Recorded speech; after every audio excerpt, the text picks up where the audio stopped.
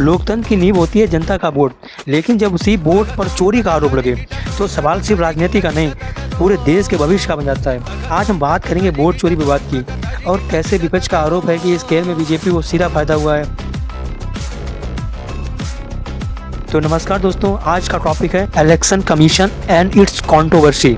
तो दोस्तों आज हम लोग सबसे पहले जानेंगे कि चुनाव आयोग क्या है और इसकी क्या कंट्रोवर्सी हो रही है। उसके बाद हम लोग जानेंगे कि जो विपक्ष है वो इन पे क्या आरोप लगा रहा है इलेक्शन कमीशन पे। उसके बाद हम लोग जानेंगे कि बीजेपी को इसमें क्या फायदा हुआ है, बीजेपी को कैसे फायदा हुआ है, ठीक है। फिर हम लोग जानेंगे कि सुप्रीम कोर्ट का इसमें क्या मतलब, सुप्रीम कोर्ट का क्या दखल है इसमें। तो ये 4 टॉपिक पे हम लोग बात करेंगे आज। तो सबसे पहले हम लोग बात करेंगे कि चुनाव आयोग इलेक्शन कमीशन क्या चीज है। तो देखो 1950 से चुनाव आयोग भारत में लोकतंत्र की पहरी है, लेकिन 2025 में बिहार से शुरू हुआ एक बड़ा विवाद, special vote list revision, SIR जिसे कहते हैं।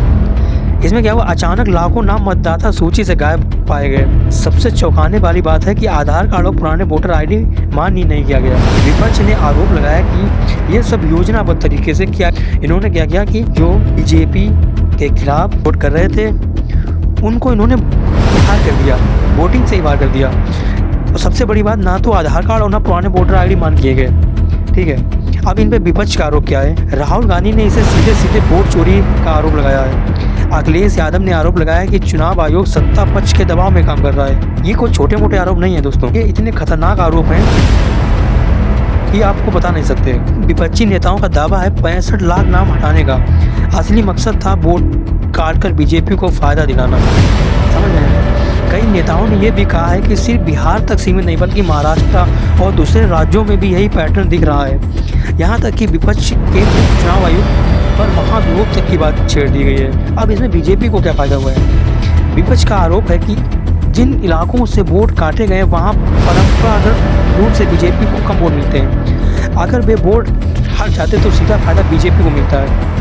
यही कारण है कि उस विवाद को विपक्ष लोकतंत्र पर हमला कर रहा है। अब इसमें सुप्रीम कोर्ट का मतलब, सुप्रीम कोर्ट की क्या दखल है। तो मामला है, जब ये सुप्रीम कोर्ट पहुंचा है तो सुप्रीम कोर्ट चुनाव आयोग को आदेश दिया है कि हटाए गए 65 लाख नामों की सूची कारण सहित सार्वजनिक करो।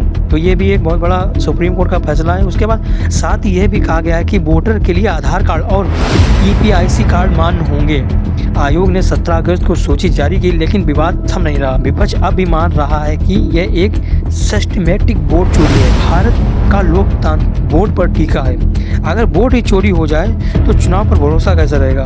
विपक्ष का दावा है यह सब बीजेपी को फायदा पहुंचाने के लिए किया गया है। अब सबसे बड़ा सवाल यह है, क्या ये सच में वोट चोरी थी या फिर सिर्फ एक राजनीतिक हथियार। जवाब आने वाले समय में छिपा है, लेकिन इतना तय यह विवाद भारत के लोकतंत्र की बुनियाद को हिला चुका है। तो दोस्तों अगर वीडियो अच्छा लगा हो तो कमेंट करके जरूर बताएं, और अगर आपको लगता है कि बीजेपी ऐसा कर सकती है या किया है तो कमेंट में जरूर बताइएगा।